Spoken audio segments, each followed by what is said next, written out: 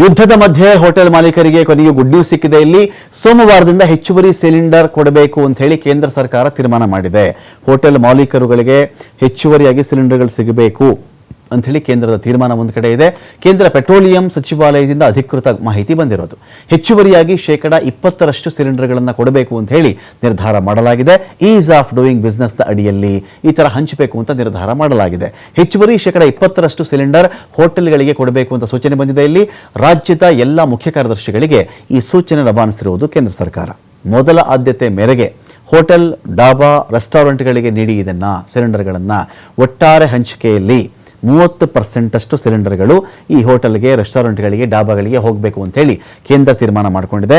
Hotel ಉದ್ಯಮ ಸಂಕಷ್ಟಕ್ಕೆ ಸಿಕ್ಕಾಕೊಂಡಿದೆ. ಇದೀಗ ಹೋಟೆಲ್ ಮಾಲೀಕರು ಹೇಳ್ತಾ ಇದ್ರು ಇತ್ತೀಚೆಗೆ, ನಾವು ಮೋದಿಯವ್ರನ್ನ ಕಾಂಟ್ಯಾಕ್ಟ್ ಮಾಡ್ತೀವಿ, ಇದ್ರ ಬಗ್ಗೆ ಮಾತಾಡ್ತೀವಿ, ನಮ್ಮ ಕಷ್ಟ ಹೇಳ್ಕೊಳ್ತೀವಿ, ನಾವು ಎಷ್ಟು ಸಾಲ ಮಾಡಿರ್ತೀವಿ, ಬಿಸ್ನೆಸ್ ಯಾವಾಗಿಂದ ಶುರು ಮಾಡಿದ್ದೀವಿ, ನಮಗೆ ನಷ್ಟ ಆಗುತ್ತೆ, ಒಮ್ಮೆ ಇದು ನಷ್ಟ ಆಯಿತು, ಹೋಟೆಲ್ ಕ್ಲೋಸ್ ಆಯಿತು ಅಂತ ಹೇಳಿದ್ರೆ ಮತ್ತೆ ಆ ಗ್ರಾಹಕರನ್ನ ವಾಪಸ್ ತೊಗೊಳೋದು ಬಹಳ ಕಷ್ಟ ಆಗುತ್ತೆ ನಮಗೆ. ಹೋಟೆಲ್ ಮೆನುವಿನಲ್ಲಿ ಕಡಿತ ಮಾಡಿದ್ರು ಕೂಡ ನಮ್ಮ ಹೋಟೆಲ್ಗಳಿಗೆ ಜನ ಬರಲ್ಲ. ಮೆನು ಕಡಿತ ಮಾಡಿದ್ರೆ ನಮ್ಮ ಹೋಟೆಲ್ಗೆ ಜನ ಬರಲ್ಲ.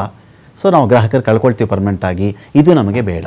ಸೊ ಹಾಗಾಗಿ ಈ ಒಂದು ವಿನಾಯಿತಿ ನಮಗೆ ಕೊಡಬೇಕು, ನೀವು ನಮಗೆ ಸಿಲಿಂಡರ್ ಪೂರೈಕೆ ಮಾಡಬೇಕು ಅಂತ ಹೇಳಿ ಒಂದು ಕಡೆ ಹೋಟೆಲ್ ಮಾಲೀಕರು ಹೇಳ್ತಾ ಇದ್ರು. ಇದೀಗ ಅದಕ್ಕೆ ಅನುಗುಣವಾಗಿ ಪ್ರಯಾರಿಟಿ ರೂಪದಲ್ಲಿ 30% ಪ್ರಾಮುಖ್ಯತೆಯನ್ನು ಈ ಹೋಟೆಲ್ಗಳಿಗೆ, ಡಾಬಾಗಳಿಗೆ, ರೆಸ್ಟೋರೆಂಟ್ಗಳಿಗೆ ಕೊಡಬೇಕು ಅಂತ ಹೇಳಿ ಕೇಂದ್ರ ಹೇಳಿದೆ. ಇದೀಗ ಹೋಟೆಲ್ಗಳಿಗೆ ತಕ್ಕ ಮಟ್ಟಿಗೆ ಸ್ವಲ್ಪ ನೆಮ್ಮದಿ ಅಂತ ಹೇಳಬಹುದಾಗುತ್ತೆ. ಇದನ್ನು ಪೂರ್ತಿ ಸಮಸ್ಯೆ ಪರಿಹಾರ ಆಯಿತು ಅಂತಲ್ಲ. ಸೊ ರಾಜ್ಯಗಳಿಗೆ ವಾಣಿಜ್ಯ ಬಳಕೆ ಸಿಲಿಂಡರ್ ಹಂಚಿಕೆಗೆ ಒಟ್ಟು 50% ಇಲ್ಲಿ ಏರಿಕೆ ಮಾಡಲಾಗ್ತಾ ಇದೆ.